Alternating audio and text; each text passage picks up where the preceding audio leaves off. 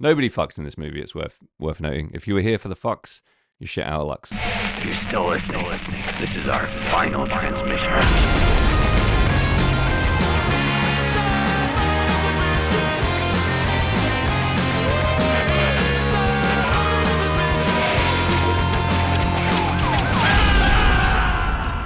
Oh, we're here, Jamie.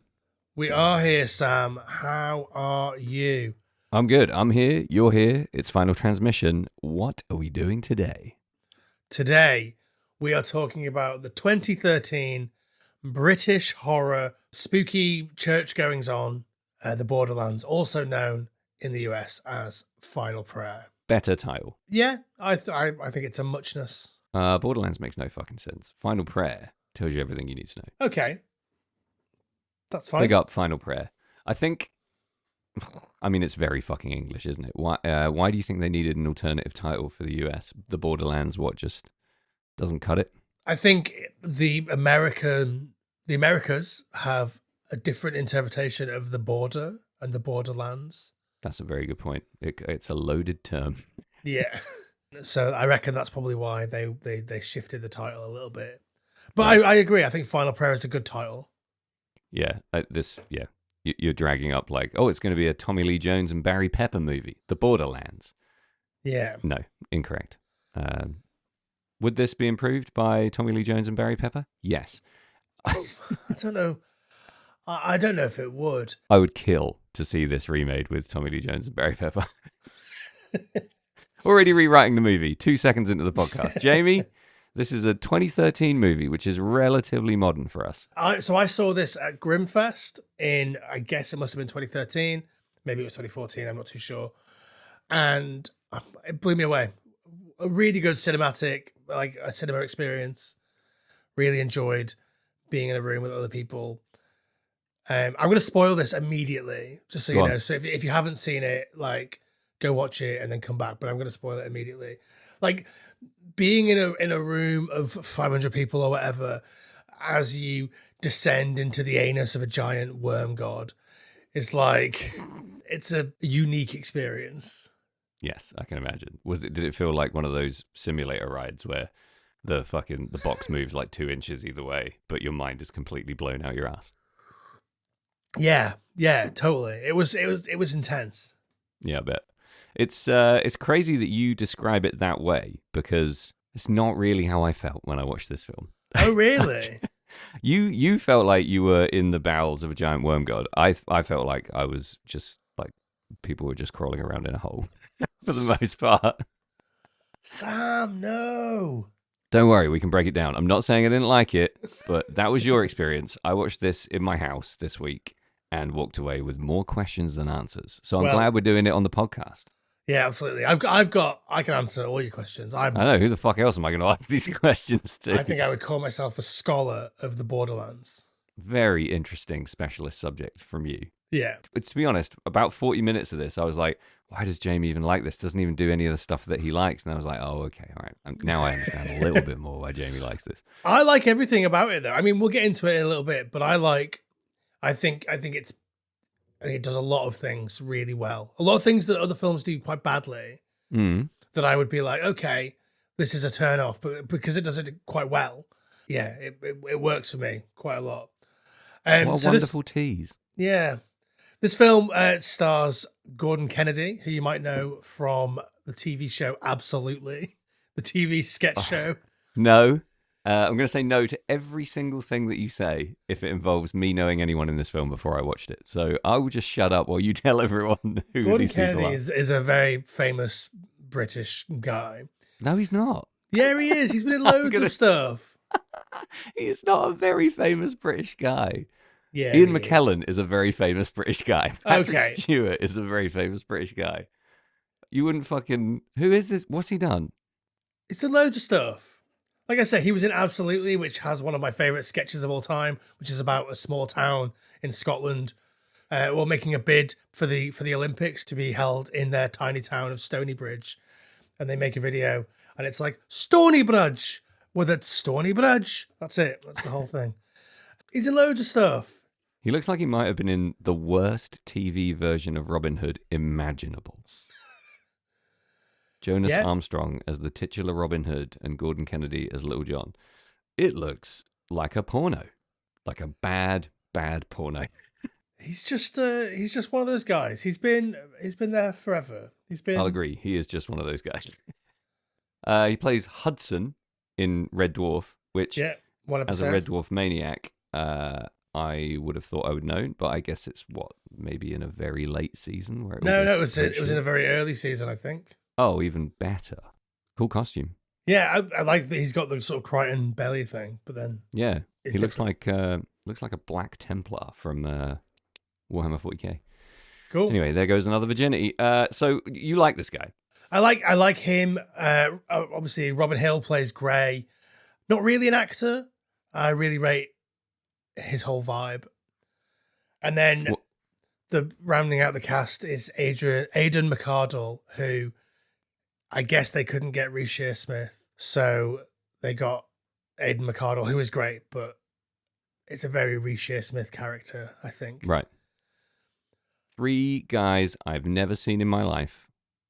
3 guys that you are a lifelong fan of. I'm just a big fan of this movie. So, what's Robin Hill's deal then? You say he's not an actor. What does he do? He's primarily an editor. Oh, okay. And this is speculation, but I think that he is this guy in real life. Yeah. And they were like, well, why would we cast an actor to be this guy when I know that guy? He's been in lots of stuff in quite small roles, but he is primarily not an actor and an editor. So I think that's my thoughts on him. A long editing career. I'm guessing he didn't edit this movie. I don't think he did, no. Maybe he should have. Probably busy. He's quite a good editor by the look of things. I mean, Yeah. asking someone to pull double duty, it's not very fair. It's not. I think this film was a bit more. There was more budget than was necessary to have someone pull double duty. Right. Do you think editing a film like this is a humongous job? It looks like it would have been a fucking pain in the ass. Yeah, I think editing any film is a humongous pain in the ass. But one that's shot on like deliberately low quality cameras with multiple like head cams, static placements, POV shots, POV like response shots, all that kind of stuff must be like an absolute minefield. If I was filming this, when I am not a director, I would try and almost like Blair Witch it, like try and film it all the way through, and then just like cut it together from that. But obviously, that's bullshit. It's insane. It's a stupid thing to do. So this is the peep show of horror movies in almost every way imaginable. Tell me a little bit about why you love this film so much. Well, should we do a synopsis and then take a break? And then Snops one off. Go on. Show us I'll what you tell got. you. So, a bunch of Vatican miracle Debunkers. investigators descend on a small church in a small town in a small country, the UK, where there are some spooky goings on. Is it God? Is it just the priest trying to drum up some support for his church? Or is there something altogether spooky happening? Spoiler alert, it's the third one. Well, it could be a combination of all of the above. It could. Your 3 characters sort of feels like Jaws-esque, which we touched on before in, say, Alligator. They're like Jawsy characters. You've got Gordon Kennedy's Deacon as like a grizzled, experienced debunker. You've got the techie expert, and then you've got Aidan McArdle, who is, I guess, the mayor. I don't know, but it doesn't really work. But Yeah, I'm not seeing the Jaws parallel. no, there's 3 guys in Jaws, and there are 3 guys in this. Nailed it. That's pretty much it, right? Yeah, I mean, all kinds of things happen, which we'll get into. But the Hijinks ensue. Yeah. the synopsis is: guys go to debunk miracles. Maybe there are miracles. Maybe there aren't Maybe. miracles. Maybe it's God. Maybe it's the other guy. Yeah. Yeah. Okay, let's take this break because I've run out of words already.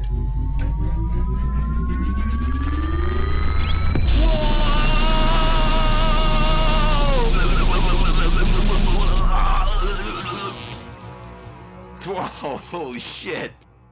I guess that's why they call it Phantom Power. Listen, Jamie, if there's one thing we can both agree on, it's that Red Scare looks after you. That's their main deal. They're always there for you. They've always got your back. Yeah. www.redscare.net when you need some love. No matter what position you're in, they will help you. If you're feeling angry, they've got some angry shit for you. If you're feeling melancholic, they've got some sad shit. If you're feeling like you want to break into a car, there's Mass Intruder. Like, it's all there. It's all there for you. If you feel like you want to drown yourself, you can jump into Lake Michigan with a sincere engineer. Like, have a great time. Very good. All the time. That's probably Red Scare's real motto, right? Have a good time all the time? Yeah. I mean, I stole that from Spinal Tap, but Red Scare can have it. They can have it from you. Then it's not stealing. Have a good time all the time. RedScareIndustries.net. And we're back. Did you find some words? The words that I found are, I've been promoted to tripod. Your ass ran out of words. Quite important in this movie in terms of characterization, I would say, is the setting. We're talking about a very remote, very rural place. What are we, West Country? Are we Cornwall, Devonshire? Ooh, that's a good question, because I did know the answer to that. I think that's where we are. And I think it's really important that it's very isolated. It feels like a character at times. The fact that they're in this house in the middle of nowhere, especially because the movie starts with just Gray on his own in the house, showing you how fucking separated it is from everything and how lonely we are straight away. I think one of the things that I really like about this film is that sort of isolation, but also how real the characters feel to me. I love Gray. I think we know what, 50 Grays each? Way too many Grays, yeah. Just like techie small town guy. That's him, right? Yeah, I find him fucking annoying. Really? I can't stand Gray. I'm sorry, Gray. I'm sure, it's since you've said that you think this is just him playing himself, I feel like everything I say is going to be a real personal insult to him. I don't like his character. If he's really like that in real life, then fine. My apologies. Maybe we would get along over a pint. But oh boy, difficult guy to be around, in my opinion. I think he's funny, and I think the idea that, like, one of my main criticisms of all horror, but particularly found footage, it's worth mentioning this is a found footage film, and we hadn't mentioned that yet, is that the characters are people that I've never met and have never seen and would never engage with. Like, maybe the Blair Witch Project folks have a bit of realism to me, but none of them feel like people that I know, whereas Gray feels like a real guy that I really know.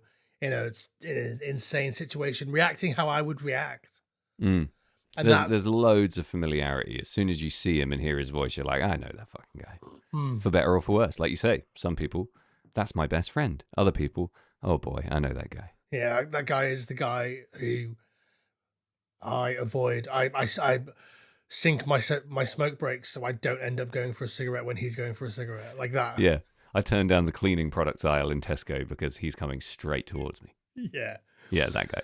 And that's fine. I think it's incredibly important, in my opinion, in a movie like this, that your performance like this in a found footage movie is so real that you run the risk of alienating people through realism.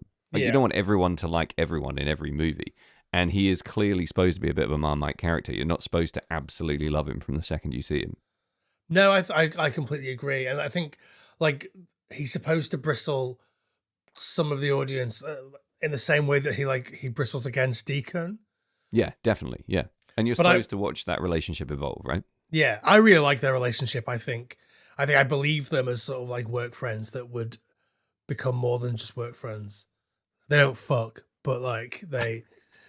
Yeah, this ain't Wolfen or Alligator. Yeah.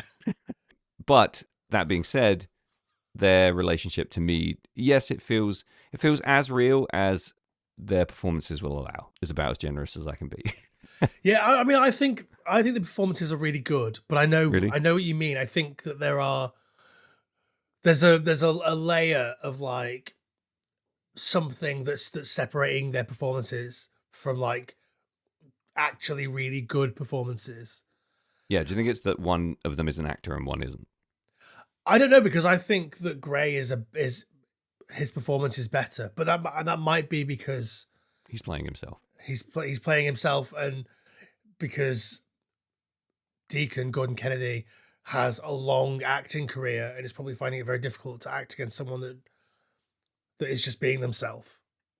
Yeah, and there's almost a marked difference in the scenes where he's clearly acting to a camera for the POV shots Yeah. than when he's side by side in a scene with Gray, where I don't know, both feel a little bit chilly to me. But again, I think that's part of his quite difficult character in that, he's supposed to be very guarded, he's supposed to be very closed, Yeah. yet he's put in a situation with one other guy to bounce off for the vast majority of the movie. So I think he's in a tough lane from the very beginning in terms of performance and believability. And the way the movie wins you over, I think, and does really well, is that it does warm that sentiment up between the two characters to the point where you do believe, okay, they have fucking nothing in common, but they're slowly kind of realizing they're in this together at least. Yeah. I mean, part of that in terms of their relationship specifically is when Father Amadon shows up. Yeah. And it's like a united front against this snotty little oppressive dickhead. Yeah.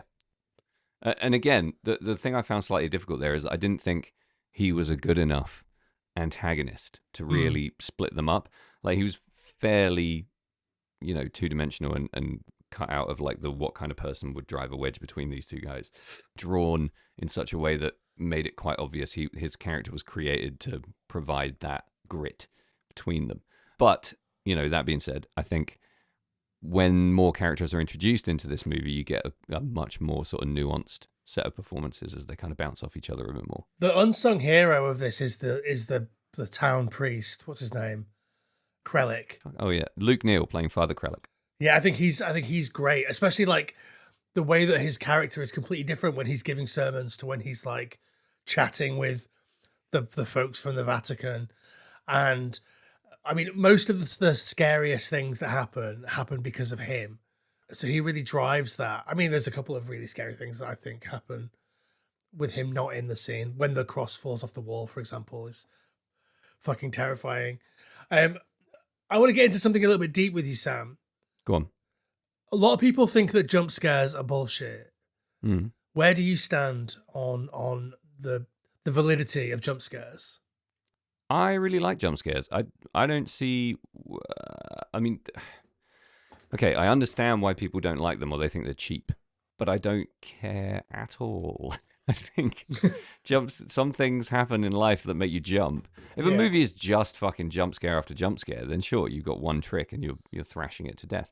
But I think a well-placed jump scare is just as good as any other kind of scare. It's easy to categorize a jump scare because it elicits a very specific reaction, right? Yeah, like absolutely. A gross out scare, a gore scare, a fucking, whatever. I've got absolutely no problem with jump scares as a device to build and develop a sense of horror. What about you?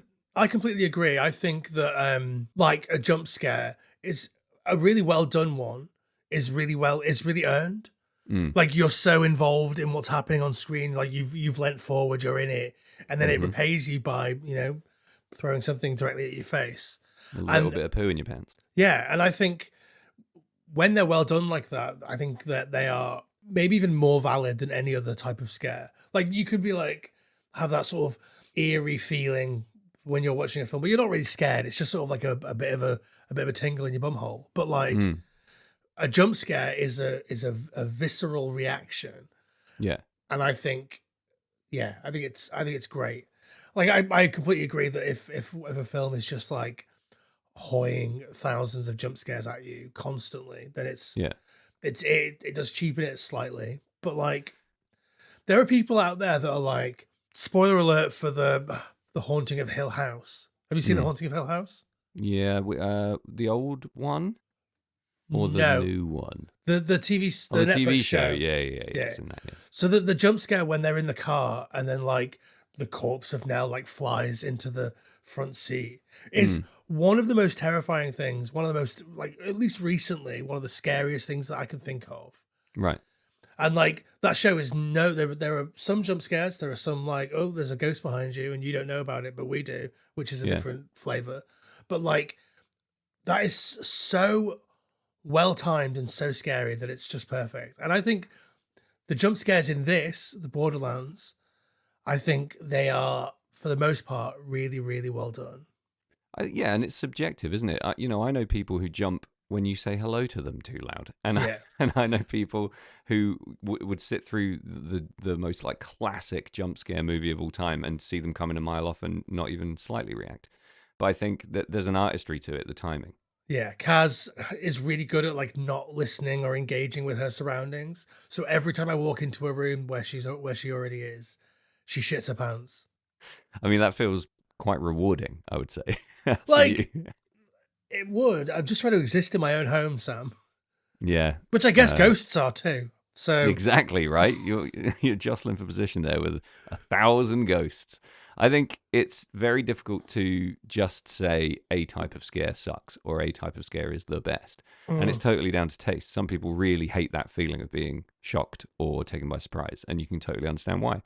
But the more people's attention span shrinks and the less they're engaged with stuff and the less immersive their vehicle for viewing stuff is, the more impressive I find a really good, well-timed jump scare. yeah, no, I think so too. I think when they're done really well, they just it's special. That's what I'm here for. I want to be scared. There's lots of different shades to a jump scare as well. Like a lot of the jump scares in, classic slashers are played for laughs, or at least played off for laughs directly afterwards. Some jump scares are absolutely in the bitterest depths of the scariest moment of the movie, and there's nothing funny about it, and you're completely bricking it from then onwards. And I think like choosing the right kind of jump scare, putting it in the right kind of place, and appealing to at least a vague knowledge of your audience and how they're going to react is a pretty special kind of artistry. I think so. I think the only jump scare that I'm now over, there's a couple actually. The cat jumping out when you're like creeping around the house. Oh, but you get to see a cat. That's true, but I get to see cats all fucking day, every day. Like, True. I can never get enough. yeah, fair enough. The one I'm over is the one that Gray does, where the guy jumps out at the other guy and it's nothing scary at all. It's just him going, oh, boo. I think in the movie that works for me because he just keeps it going. He commits to it for so long. Yeah, does it for way too long. It's 10 just like times more annoying. Oogly boogly noises for fucking 8 minutes or something. It's great. Yeah. Although I like them in real life. I did one of those recently on someone, and it was immensely rewarding. Seeing their face, when they think they're going to die, is great fun. Maybe that's why it wasn't rewarding in this, because you see the POV shot, so you don't see the response. Yeah. The other one for me is the mirror. You have the mirrors in front of you, the mirror cabinet. Yeah. You open the cabinet, you get something out. You close the cabinet, something's behind you. Right. Yeah. Any kind of like mirror. Yeah, I mean, I think that's a cool thing. It's just I feel like it's been done quite a lot. Yeah, I think there's better ways to do it maybe than shit that I've seen recently. And I would rather not be made jump there. I'd rather something interesting. Like, you can do really clever stuff with framing, and you can put stuff in the background that moves in certain ways. You blink and you miss some of this stuff nowadays. It's great. Yeah, I think some of those like jump scare tropes are now so tropey that like you can play with them. That I don't know what it was that I saw recently, but there was a mirror thing, and she closes the mirror and there's nothing behind her, and you're like, oh, there's nothing behind her, and then she turns and there's like a thing just next to her, and you're like, oh shit. Yeah. I was in more misdirection. Yeah, more let my guard down. Like, yeah, more fake outs, more room for repositioning classic tropes and stuff. I think it's good that people can take risks with that kind of stuff now that basically everything's been done. And you're going to get people trailblazing, doing new things. I think as soon as you demonize something like a jump scare and stigmatize it, people won't fuck with it anymore, and that's a shame because there's a big audience for that. Yeah, I just don't see how people are dicks. That's the whole reason we have a podcast, right? People are dicks. Yeah, I think it was Bill Fulkerson who hosts the Outside the Cinema podcasts that said, "Opinions are like arseholes. Everybody is one." That's good. So, getting on jump scares, were you going to say there are jump scares in this movie that you really like? Yeah, absolutely. I think, like I said, when the cross falls off the wall is great. I think there are a couple more, but I can't seem to recall them right now. Can I write them down? It's punctuated with little bitty jump scares from I would say for the first like act and a bit. I think to develop some kind of sense that something's going on here before anything scary happens. Yeah. There's some jumpy jumps, right? Yeah, definitely. And I think it's just cool. And I think when you're in a church, especially like a fucked up old church like this one, like you're already ready to be scared. So like, I don't think this film lets you down. I don't know. What do you think, as someone that maybe doesn't feel the same way about it as I do? No, I wasn't scared at all, and I didn't find anything even really jump scary, to be honest, for the vast majority of this film. The ending is a whole different crock of shit in a good way. Uh, the I struggled through 90% of this movie. I found it really annoying, not even remotely engaging or scary, and just not ticking any of my boxes until they start fucking around under the church. And then I was even more annoyed that they didn't do more of that for the rest of the film. But I love, love, love, love the story of this film. If you sat me down in a pub and said, here's an idea for a movie, and talk me through this film, I would buy it. I would fucking sell everything I own to invest in that. I would volunteer to edit it. I would do anything I could to see that movie made flesh. And that's why I was very disappointed in the execution. And I can't put my finger on what it is that fucked me so hard on this film. But I just think it's a fucking genius plot. It just doesn't quite do it for me in the execution. I think the way that it's executed is very deliberate, in that like the movie wants you to think about ghosts and goblins and demons, and like it wants you to put yourself in a very sort of Christian centric headspace, Mm-hmm. and then it says, fuck that, you're wrong. Right. And so I think that's really deliberate in terms of the way that it's edited, the way that we spend so much time with these guys from the church, the way that like they know that everything that the church believes is bullshit, really. Like Yeah. the whole point is that like they've been to all these so-called miracles and none of them are really miracles. So like God doesn't really exist. The faith and whatever is whatever, but like the physical God of Christianity isn't a thing. And Yeah. so I think it's really important that we learn that through the characters. And then obviously there's a big conversation where Gray and Deacon are talking about, well, firstly it's about the big guy eating the little guy, which obviously that comes back later. And then if there was a fight between the people, the God who doesn't exist and the God that is real, I know who I'd back. And I just think that's really cool. It sort of teases it out really slowly. And I, for the most part, like I say, really enjoy their relationship and really enjoy their sort of interplay and enjoy the spooky stuff in the church. That sort of carries me along while they drop these hints. But I guess if that doesn't work for you, then it does probably make it a bit more sluggish. Well, their conversations are really important to the final resolution of the movie. Like you say, they're dropping breadcrumbs here, there, and everywhere throughout, and that there's a really important kind of interplay there where the deeply religious people don't believe that anything's happening, and the guy who is essentially an agnostic, or maybe even more towards being an atheist, is keener on the idea of there being something supernatural happening here. Yeah. So I like the shift between them there, and I like the fact that we are kind of just gently drip-fed lots of thematic dialogue that works really well in the outcome. But it's really hard to engage with it. It doesn't feel like it's going anywhere for a really long time until it does. And then you look back and you think, okay, that was quite clever. But that's not rewarding in the moment, which makes it a little bit harder to enjoy. I mean, I disagree, but yeah, that's fine. I still like you. We're still friends. Yeah, but it's all about the personal experience of it, isn't it? I think if Gordon Kennedy had been better, I would have fucking loved it. If he had been a bit more Jaws, if he had been a bit more grizzled ship's captain and maybe laid it on a bit thicker, I probably would have enjoyed it. If Robin Hill hadn't been so fucking annoying, I probably would have enjoyed it a lot more. But key, I think, is Mark, Aidan McArdle's Mark. He didn't bring anything interesting for me. If he'd come in and been, a lot more, if there was more charisma there, if he was maybe a little bit more of a memorable character, just like do something, bud, that would have been great. I did really enjoy Father Calvino, apart from the accent work, and I found Father Krellick unwatchable. Really? Yeah, just absolute chronic dog shit, that guy, I'm afraid. I feel like... What do you think of his death? Let's just not fucking argue about whether or not it's a good performance. What do you think of his death scene? I think it's cool. It's just metal, isn't it? Like just jumping headfirst off a church. Do you not think they fucking... It was too painfully low budge, though. He's standing there, you pan away, you pan back, you see a little bit of a fucking white tablecloth go over the edge.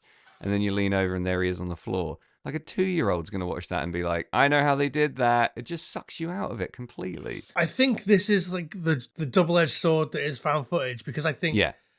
like we're getting these character perspectives, so it makes sense that he would look away while he's shouting for Deacon or whatever.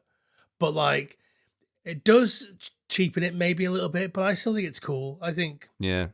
I rewatched the scene in my head and I think there's 50 things you could have done there that would have made it more real or even more scary and just not as obvious. Like you saw it come in and then it happened and then it was over.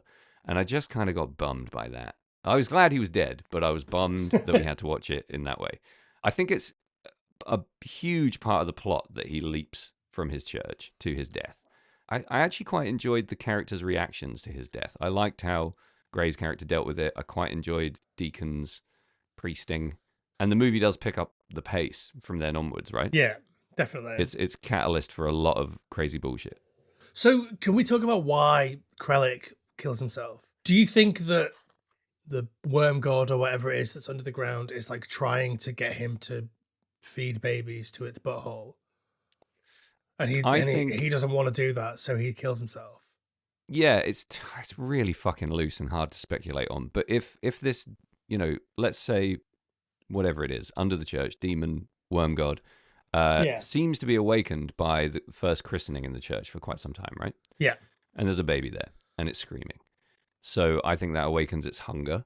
And then, because this is such an ancient, unknowable, Lovecraftian evil, he's driven insane by it, one way or the other.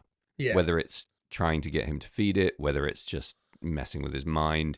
He's kind of sane enough to communicate with other humans, but eventually he's driven to the point where he can't handle. Maybe it's just the fact that like the existence of something like that undermines your faith so much that you leap from the top of your church. I don't know. I guess that there is that possibility. I think like in terms of the story, like the detail of the story, that a lot of it is, like we say, it's like breadcrumbed out. So you get the bit about what's his name, Mandeville. I don't know who you're talking about. They read the diary of this guy. Oh yeah. Oh, great, but quick. Like I almost missed that. Yeah, and like he's drawn to this church by what he believes is God, and opens an orphanage nearby, and then he has a new master now, which is quite a scary thing. It's phenomenal, yeah. And again, like in terms of the lore of this movie and the story itself, fuck yeah. You open an orphanage because you're called to by your God, and then you find out you're going to be feeding babies into the stomach of hell. Like that's fucking rad. I think you're right. It could go either way with Krellick in terms of like whether his faith is so undermined that he just has to plummet, or whether the creature, the god, is trying to get him to feed babies to the what's it. Yeah, I think Gray's character does a good job of sort of teasing that out and saying like, well, fuck, don't you go to hell if you kill yourself? And that kind of makes it even scarier. The idea of a priest topping himself is inherently terrifying. Yeah. So, yeah, I mean, whatever his reasons are, I like that he doesn't leave a fucking, 4-page letter with loads of exposition giving you all the backstory and telling you why it happened. Love that. Thank you. Spare us. And some good stuff happens outside in the church grounds after he leaps to his demise. And he's still alive for a little while, which is kind of fun, Yeah, always fun. Yeah, every time I look at a church now and I look at the ground underneath it and be like, fuck, if I jumped off that, I wouldn't die straight away. I'd have to lay there writhing around, screaming. So what's the best way to die? Is it to jump off the church, or is it the hot fuzz when the thing is pushed off the top and falls on your head like it does to Adam Buxton? I think I'd love to jump off a church. I'd aim for like a tight cluster of graves just so I get proper mangled. I want to land on a tomb and die instantly. That kind of thing would be pretty sick. There's a bit in Brain Dead / Dead Alive, which we know you fucking hate, Sam, blah, blah, blah, where the kung fu priest like jumps a certain way and like lands on a thing, or maybe one of the zombies lands on the thing with its hand up. That's a great way to die in a church. Yeah, a lot of good ways to die in a church. Yeah. Not just spiritually or in terms of your capacity for rationality and critical thinking. But the fun part of all of this grisly, English, boring nothing of the movie is that it does lead to some pretty fucking explosive, anti-boring nothing. And it all starts with Father Krellick leaping to his death, which I have to admit I didn't really expect until I expected it for the 5 minutes leading up to it happening. What do you think of the movie when it starts to really fucking pick up the pace? You've got a great marriage of two fairly disparate, fairly distinct characters who are slowly starting to merge and tell a bit more truth about their lives. It's very intimate because it's a lot of POV stuff. They're living in close quarters. You get to observe them from, strange sort of intrusive angles all around the house, etc., etc. They bond. This guy dies. We bring in these two new kind of semi-antagonistic characters into the equation, and then they start really fucking getting deep on the church. Yeah, I think when Calvino shows up, yeah, it's everything is amazing from there. Like the idea, I mean, Calvino exists to drop a lot of exposition about what's happening and why it's happening, and the idea that people maybe don't know that Christianity is built on the backs of existing religions, which is obviously what the film is ultimately about. Yeah, in its the ancient, like the ancient gods and the pre-Christian, basically paganism. The idea of worshipping, as Gray mentions earlier on, worshipping the semi-tangible, to them at the time not tangible, but like the sun, the moon, the stars, the earth, etc. And then you're dealing with more primal ideas of religion, right? On top of that, obviously, like Christmas is when it is because that was when pagan festival was, and Easter and blah blah blah. So like the entirety of like Christianity is built on top of the foundations of this older religion, just to undermine and steal it. Yeah. So like, I think that's a cool concept, and like the like making that physical is great. Yeah, it makes it threatening and ominous and unknowable and creepy. And the fact that you've got priests explaining that is a really clever device for me, because normally you'd have this really tropey bullshit of the priest denying the existence of anything before God and, just sort of like trying to whitewash history to the point that, paganism was just a bunch of dumb people running around chewing on bones. And now we have this sophisticated doctrine of morality, etc., etc. So the fact that the priests are kind of shitting it about this, it's really quite fun. Yeah, no, I think so. I think the stuff when we get into the caves, this is when it picks up like considerably for you, I'm guessing. It just starts to bring to fruition all of the stuff that's mentioned and sort of hinted at up until this point. It makes the movie more about that, in my opinion, because they're physically going to this place rather than just sort of talking about it a little bit unconvincingly for me.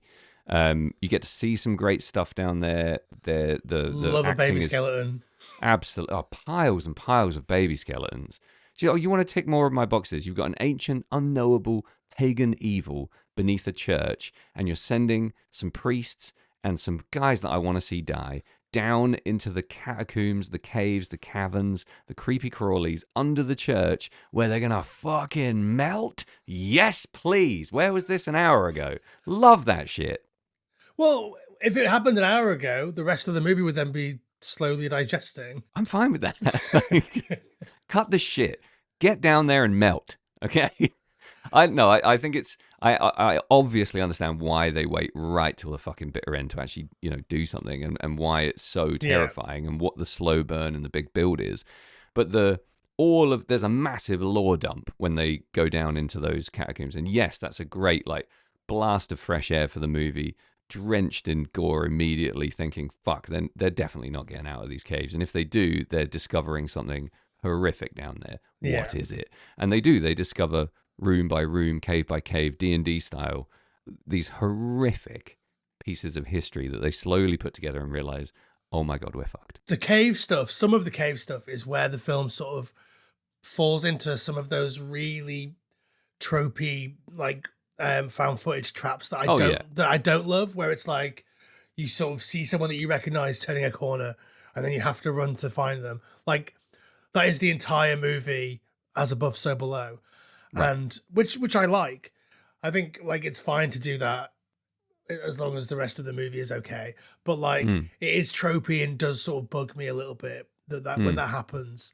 But all the rest of the stuff, the sort of the scrawled I have a new master now on the wall. I think the phrase "I have a new master now" is just inherently terrifying Yeah. when it comes from a priest. Like, Absolutely.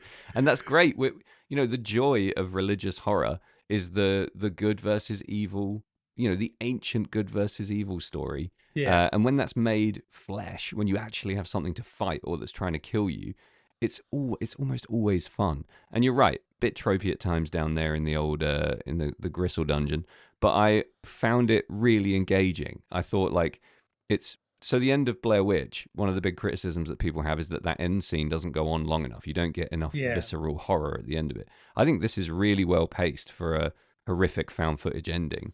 It's almost punishingly long in a way, when you actually get down to what's happening in there. yeah, But it's, definitely. the second they fucking crack open that wall and go down into those caves, I was 100% in. Any weakness in performance was just like brushed aside by the fact that, finally we're in some caves and we're digging deeper under a church and it's fucking moving. It's a moving maze underneath a church full of baby skeletons. Fuck yeah, melt these guys. I think when you see like the moment when they get into the final chamber or whatever, and you just see the end of it pucker, you're like, well, Yeah. fuck me.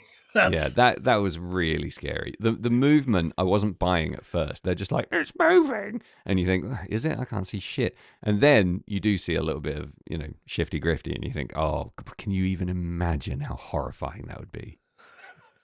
It reminds me quite a lot of like all those stories that you hear about fucking spelunkers or whatever, like the stupidest dickheads on the planet. Fucking spelunkers is an amazing porno.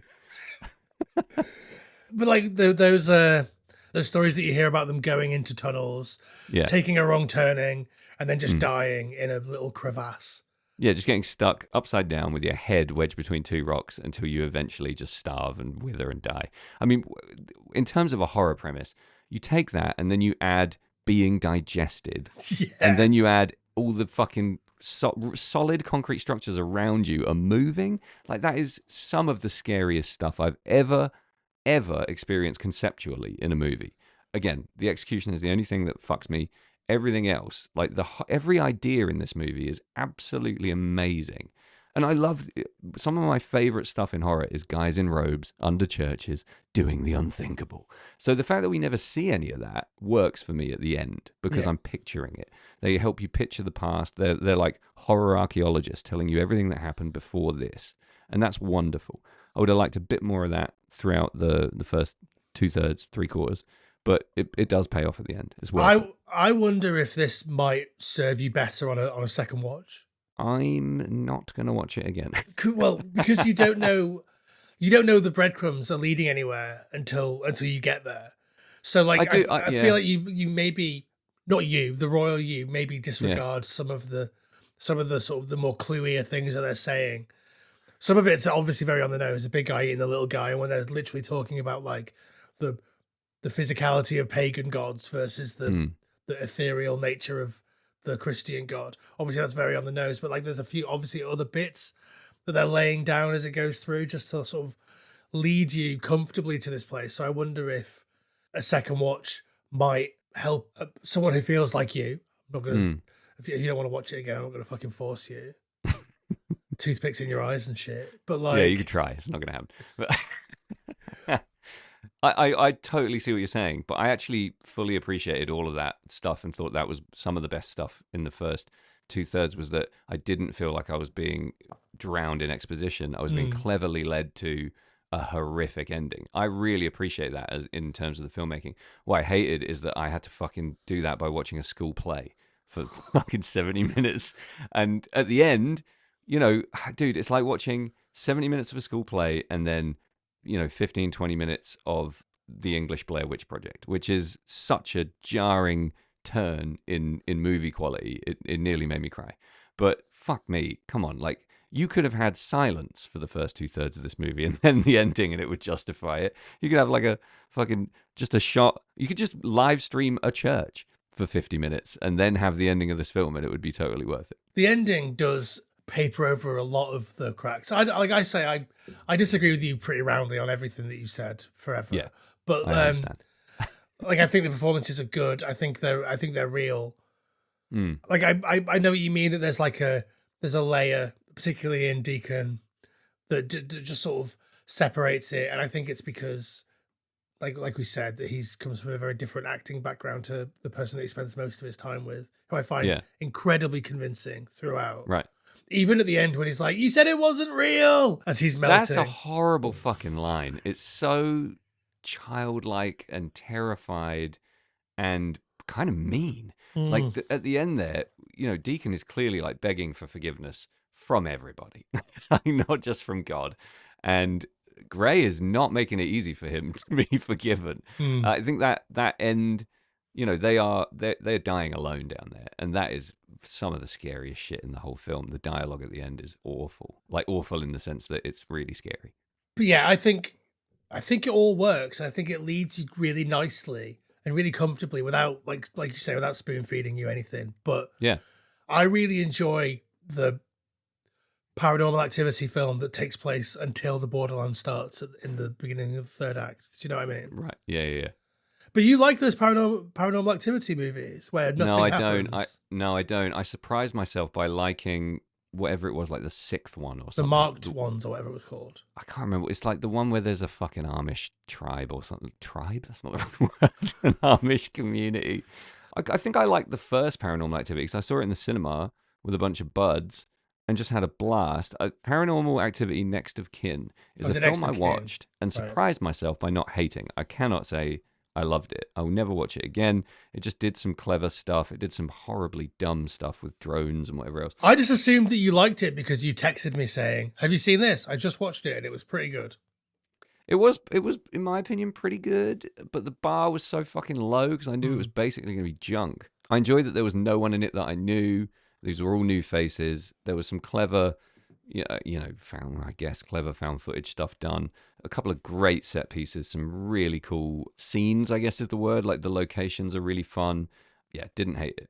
But I don't love found footage acting is the problem because Yeah. I think it asks something of the performers that is essentially it's just not easy to do unless I think you're a really almost astonishingly good actor, or you have a movie happening around you that makes it really easy to pull off. And Yeah. I mean, we talked about, when I was on Shoot the Hostage, talking about the Blair Witch Project, we talked a lot Yeah. about Heather's performance. yeah, And I think it's amazing. I can't Yeah. believe she won a fucking Razzie. it is to be able to pull that off as an actor. I just think is next level Yeah. incredible. There's not a second of her performance that I don't believe is 100% real. Yeah. And Especially the monologue at the end. Like yeah, it's amazing. yeah, Yeah. Like we said on Shoot the Hostage, I think the reason that she got a Razzie is because it was so fucking lampooned and spoofed and became basically like the WhatsApp of Yeah. horror movie stuff. But like, and we know why, right? Like we said earlier, because people are fucking idiots. Yeah. Like there's no more immersive a performance in a found footage movie. She sets the high watermark miles above anything else I've ever seen. I've never seen Yeah. anything come even close to that. She does the full spectrum of human emotion in a horror movie that is essentially, a bunch of people with really bad cameras running around in the woods. If you're not a fan, if it doesn't engage you in the slightest, of course it's going to undermine the performance. It's exactly what happens to me in the Borderlands. But you can still objectively look at someone's art and say it's effective. Yeah. She does a great fucking job. have you got any other examples of good performances in found footage movies that you like? No. What about I can't even think of a fucking found footage movie. what about Lizzie Kaplan in Cloverfield? I can't talk about Lizzie Kaplan without falling over. So it's All hard the for me to blood be rushes objective. out of your brain and you Yeah, die of an oh my aneurysm. God, she is absolutely incredible. Cloverfield, I have mixed feelings about. I can't say it's a found footage movie that I really like, if I'm completely honest. Well, Obviously, absolutely love her in it. But again, it's not. It's a massive Hollywood found footage movie with tons of CG, and it's an enormous production. So those actors feel like they're in another movie, in my opinion. They're surrounded by high quality, and they're not Yeah. having to drag up this bizarre sense of exaggerated realism that's designed to be hyper real by underplaying almost. It's such a bizarre ask of an actor. I'd love to talk to an actor about what it's like to do something found footagey, and I bet it's a lot like being on stage. Yeah, I think part of the reason why I really buy into the relationship between Deacon and Gray is sort of part of that Big Brother situation. Like, because we're watching them from the same way that we would watch the characters, the people. They are people, despite what you might think in Big Brother. Yeah. Like, we're watching them in the same way. Yeah. They're having these, what seem like fairly inane conversations that obviously mean something because it's narrative, but like the same way that we watch these people in Big Brother have really inane conversations. I mean, nobody watches Big Brother anymore, but like whatever reality show that we're watching at the moment, The Traitors or The Circle or fucking whatever, like, we're seeing these people in the same way that we see those characters. So you sort of form that sort of relationship with them, I think, which I don't know is if that's on purpose, specific for this movie, or whether it's just a happy byproduct of shooting your found footage in a way where you're using CCTV angles and you're using POV cameras and things like that. Well, it's definitely a double-edged sword, because anytime you're watching something voyeuristically without the sort of knowledge that you're watching something that's been shot, quote unquote, there's no camera person. Anytime you're doing that, you're invited to judge, I think, is the main thing, because you're watching in a different way. Something isn't being given to you as a member of an audience. You're sneaking a peek at something really intimate, and that puts you in a really compromised position, I think, as a member of the audience. And that heightened sense of judgment works two ways. You're either, like you said, all in on the relationship and maybe hypercritical of one against the other, or you feel placed inside the relationship in some way, or you're distanced a bit and you're made to sort of judge a bit harshly everything that's happening in front of you. And that's why I think it's so hard to make a movie like this work. So I have like an enormous amount of respect for anyone who even tries it. But for these two characters in particular, I felt there was a slightly unexplored father-son thing going on that I would have liked to have seen played out a bit more. It's kind of obvious to me that Gray is maybe a little bit immature and a little bit unsure of himself, and obviously that's not the case. And obviously Deacon steps in after a while, warms up a little bit and starts offering some wisdom. And I like that, Robin Hill as an actor in this isn't shoved to one side by those conversations. He's very much active in them and he's rising to it. And there's no janky dialogue that feels out of beat. Everything feels quite well timed. They obviously have some chemistry. Yeah. There's just something there that doesn't quite fucking click for me, which is annoying because I would love to love this movie. There are people that think that the ending is lazy. How do you feel about that? Fuck you, man. Like, how is there anything even remotely lazy about the intensity of this ending? Just have a fucking look at yourself. What? Based on what? It's just like, oh, we'll send them into the caves. They'll do some found footage cave stuff, and then they'll die in the caves, melty poo. Melty poo. Yeah, sure. If you want to say it like that, do you want to just fucking talk me through the whole of the Shawshank Redemption and say it's lazy? A bunch of guys go to prison, one of them gets out, runs around, there's a guy crawling around in poo. Goes to fucking Tanakaseha or whatever it's called. Care, fucking boring. Yeah, you can say that about anything. I think all right, okay, so I think I understand, because it goes a bit tropey, quote unquote, at the end. You could say that that's just leaning back on something that's been done before and doing it loudly. Sure, I just don't think. I think it's a labor of love to get to this point in the movie, and it's an enormous payoff. So if that's lazy, I don't want to know what hard work is, because I think it's so incredibly effective. It feels like an enormous amount of hard work paying off. It's like the opposite of lazy. Because they've dropped these breadcrumbs, because they've led us here like very carefully, regardless of whether, like, even like you say, like you didn't really connect to the first 2/3, like regardless of whether you like this movie or not, like it does feel like a culmination of all the things that have been laid out beforehand. Yeah, it's not just a random happening. It's a trap. That's the scariest thing about it, is they're basically lured down there. And I've got to be honest, when it started happening down in the caves, I didn't know they were being digested.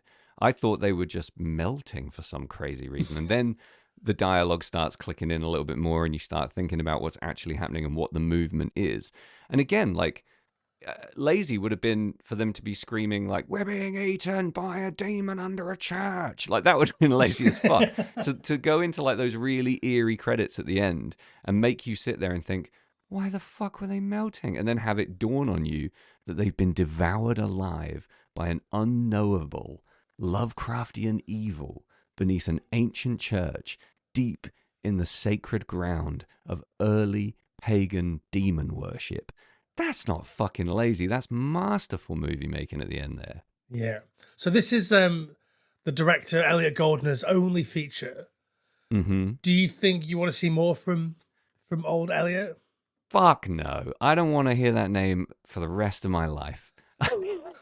Unless it says a remake of Final Prayer done well with Barry Pepper and Tommy Lee Jones based on the movie by that guy who made it the first time round. He's got a lot of interesting things to say, clearly. I just wish he'd done it differently for my personal taste, which says absolutely fucking nothing about the quality of the movie. There's probably legions of people out there, led by Jamie Carruthers, into battle who would die for the first 2/3 of this movie. It does a really fucking good job of a lot of stuff. It's just not, my taste. What do you want more of? I think, like you say, this guy's got some really solid ideas. Oh, amazing. Like the plot of this movie is unfuckwithable. Yeah, and the idea that maybe, obviously this is a low budget movie that was made, like you say, labor of love, supported and produced by people in the industry, but not like fucking Sony or whatever. It's like... Yeah. So the idea that maybe something else from this mind where it can be a bit more developed and maybe there's... I don't want to say more money behind it because I don't think money makes good performances, but I think like... It means you can afford better actors though. Well, I think... Sorry, guys. I think these actors are, like I say, I think that they're good. I do agree that there is that layer, there is that sort of frisson of something that isn't quite there, but I do think that they're good, particularly Gray. And but now imagine Gray's Barry Pepper. If I was remaking this, it wouldn't be Tommy Lee Jones and Barry Pepper. Although no, it wouldn't be for me. I was just thinking about the 3 burials of Melquiades Estrada when we started the podcast, and they're the 2 that came to mind. Should we take a break and come back and wrap it up? Yeah, let's do that. Will you give it up, man? Nobody's out there. We're alone. Oh no, there's somebody out there. I'm picking up all this crosstalk. Anyway, we're back. We are back. Okay, Sam.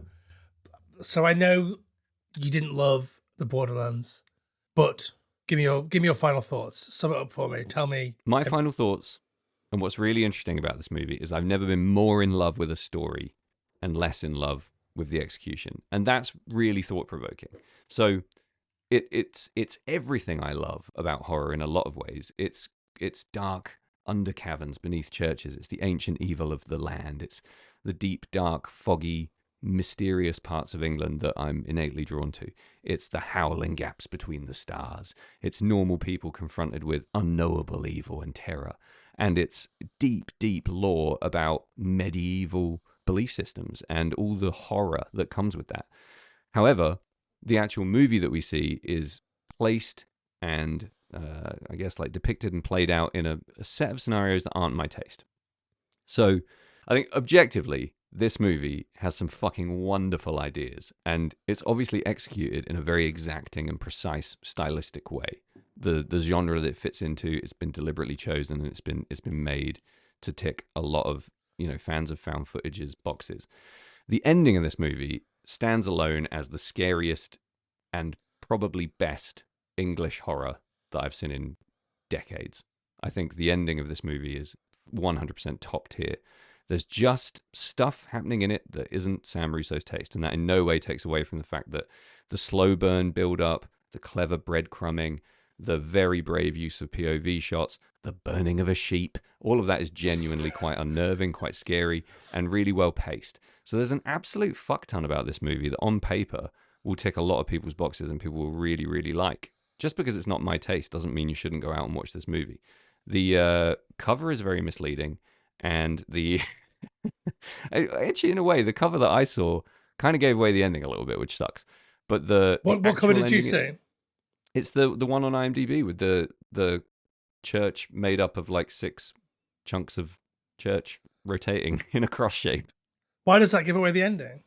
It's cabin in the woods shit. You know that the church is going to be moving in some way. Like it's going to be made up of moving parts. That was a bummer. Because I hate knowing anything.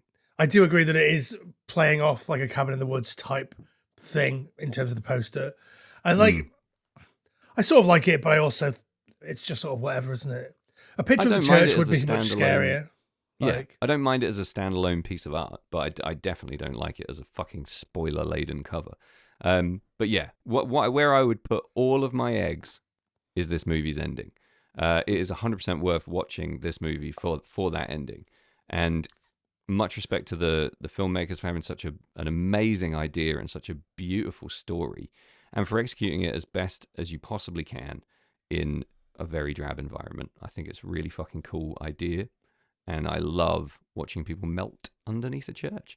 I'm going to give it 3.5 baby skeletons out of 7. Okay, that's 50%. Yeah. Okay, 50% baby skeletons. Because what an ending! Yeah, I can't take away from the genius plan, idea, story, whatever you want to call it, and a fantastic ending. Just because I wasn't massively into the first 2/3 doesn't mean it deserves any fewer baby skeletons than I'm giving it. So come on, I want to hear you suck this pig's dick so hard. Let's go. I mean, obviously I love it, blah, blah, blah, blah, blah. I find it... The end, thank you, good night. I find it genuinely terrifying in a lot of places. And as we sort of talked about on the Instagram Live thing before we recorded this, like there's not an awful lot of films that actively scare me. And like, this is one that has scared me in a very recent time. So like, you've got to give it its snaps for that. Like, it's great. I love, like I said before, the way that it sets you up to think about horror in a very sort of Christian focused way, and then subverts that slowly by sort of laying those, how many times can we say fucking breadcrumbs in one episode of a podcast? What the fuck else is there? What do they use in other movies? What do they use in Labyrinth? Draw the directions on the stones with lipstick. That's too wordy. So yeah, and then the little fucking guys will move them around anyway, so. Yeah, true. Like a fucking creepy space church. As always, I love that you love it. And I also love how much you've talked me into liking it more in the last couple of hours, as usual. I would genuinely, and I don't say this very often about any movies on this podcast, I would genuinely like to see a remake. I wouldn't. I'll watch it and let you know how good it is.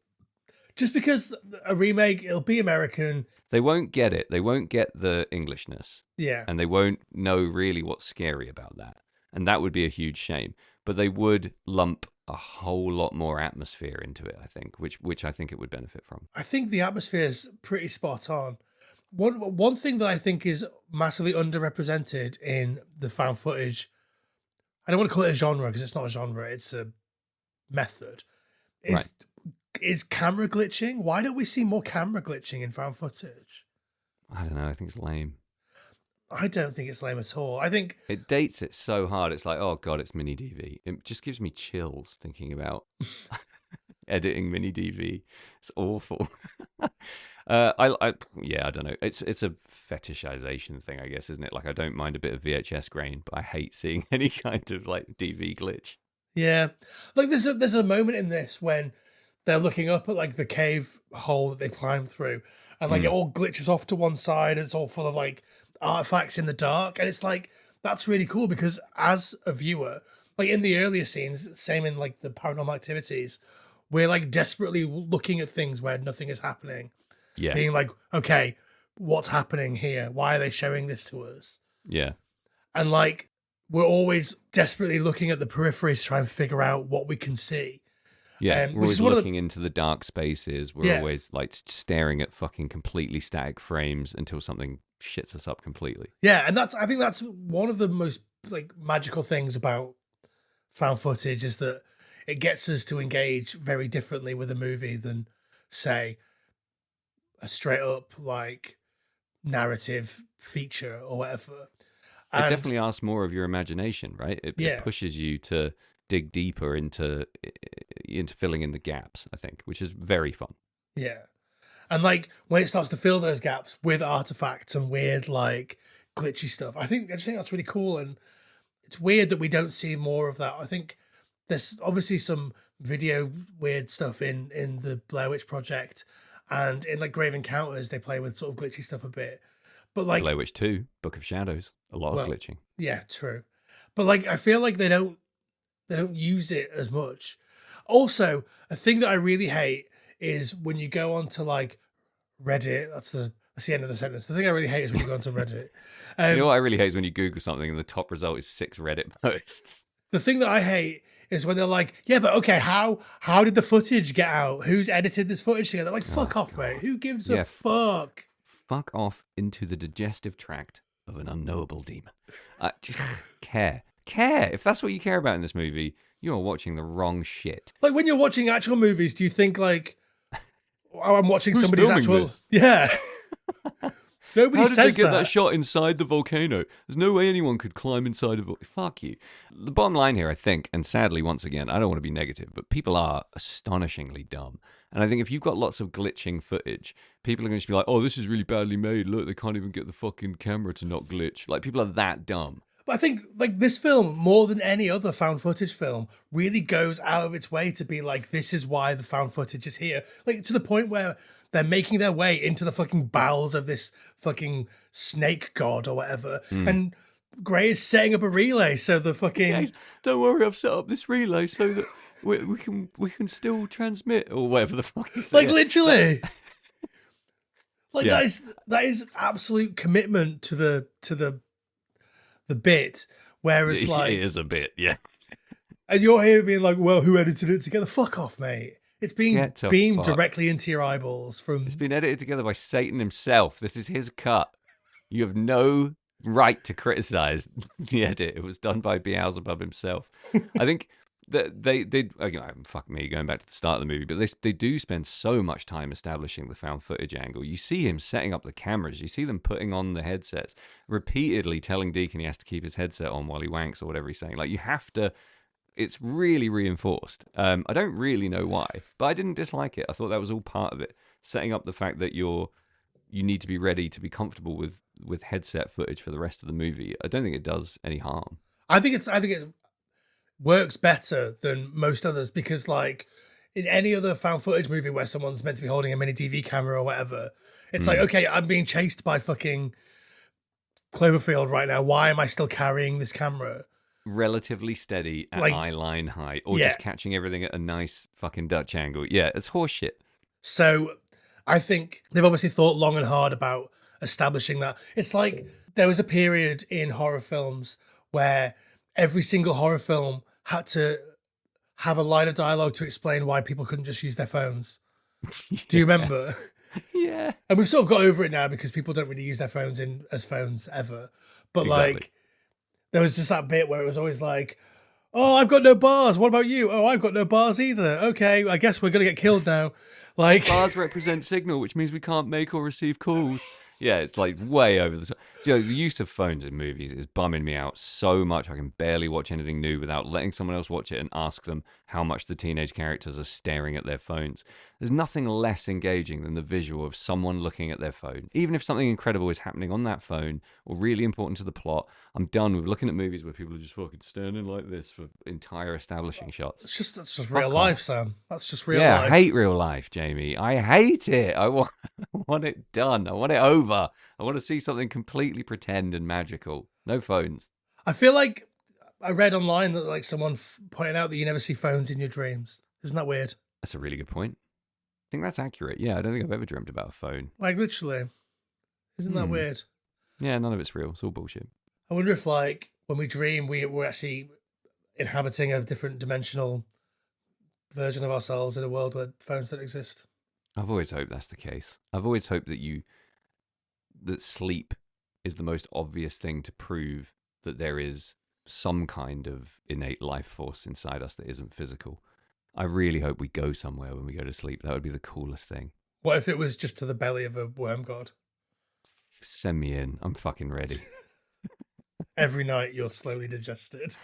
Yeah. Out of every horror movie I've ever watched, this has the funnest ideas behind it for my personal taste. And it has the craziest deaths. I love those deaths. I think they are fantastic. Yeah, no, I completely agree. I like the first two thirds a lot more than you. I Yeah. do think that I don't think it's perfect, but I think the way that it deals with these interesting ideas and the way that it sort of serves them to us trusts you as a viewer to understand what's happening without having to be force fed some of the stuff. I mean, it does get a bit more on the nose as we travel through, just in case you've missed out on some of those earlier breadcrumbs, but never to the detriment of the film. I don't think it's never quite like this is what's happening, guys. Yeah, Maybe, I think even if you're watching it really astutely to then talk about it afterwards, there's still little bits that you maybe miss or that the ending serves to kind of back up a little bit more. yeah, And I think that's a really good thing. I think so too. And like I say, I think I've seen it maybe 4 or 5 times at this point, and I never get bored of it, and I always sort of find new things. So I do think that maybe giving it another chance at some point in the future wouldn't hurt you, but you know, you do you, Sam. Whatever. I'm very easily hurt, and I think I need to like English films more to like this film more. That's the bottom line, and that's not going to happen anytime soon, I don't think, because it's all complete horseshit. Yeah, I just love the idea that these old gods are still out there. I mean, we've seen this stuff like explored a little bit in different types of media, like in say American Gods by Neil Gaiman, and obviously there's a big folk horror resurgence out at the going around at the moment, which is maybe on a bit of a low ebb at the moment, but it's been the last few years have been a very folk horror centric thing, and I like the idea of old gods in modern contexts, which is why after I watched this yesterday, I watched Q the Winged Serpent, because obviously that's doing a similar thing with the Aztec god Quetzalcoatl. I think that's really good. I would give it 8 puckers of my big worm butthole out of 11. 8 church worm puckers. Yeah. That's a pretty high rating. And I agree, that is one of my favorite things to explore in media, is that idea of I actually really like religious horror generally. I really like religion in movies. I think it's such an interesting and rich thematic rock bed to build on. But when you start talking about, you know, it's why we love the fucking Lillingtons, right? Pyramids on the moon, I'm in. Like that theme, that way of looking at the world, and the idea of introducing something ancient and terrifying into a modern context is really, really fun. And that's the stuff that I love about this movie. A few little tweaks and it would be right up my street. Yeah, I think that the idea of like a period piece where pagan gods are real and they're butting up against like the burgeoning Christianity, there's some value in that. But I think the idea that we're in a modern setting, and Christianity is completely different now to what it was when people were believing that these miracles were happening and stuff. Yeah. Christians don't really believe in the sort of metaphysicality of God and all this stuff. It's just like it's an abstract notion, really, or like maybe not to some people, but to a lot of people within the church, especially to the people in this movie. Like like the idea that it's not a physical being; it's an abstract representation of goodness and your faith or whatever. I just think that's a really cool way of being like, your thing isn't real. Their thing was a tree. Trees are real. Tree beats God. The end. Like that's. Use rock, paper, scissors religion with trees. Yeah, I did. And what? I mean, it's unfuckwithable logic. What I love also, and maybe this is just a tiny bit of where the love-hate of this movie comes in. I want to say that I would like it more if at least one character was an expert or a serious scholar of maybe pagan gods, just to add a little bit of that team's side of things. Do you know what I mean? Maybe, but I'm not going to go hard on that because I'm not sure if it's true. But what I love is the idea of like a dormant god, or an ancient kind of deity of some kind that has been sleeping and then is slowly awakened, or comes vengefully awake. I love that, and I also love the idea in the old pagan way of looking at gods that there are multitudes of gods and they all do different stuff and they all have these different personalities and they're all appeased by different rituals. They're all angered by different behavior. I think that's such creatively rich soil to grow mad shit in a modern context from. Yeah. You just pick or make up an ancient god. No one's going to fucking know. Go nuts with it.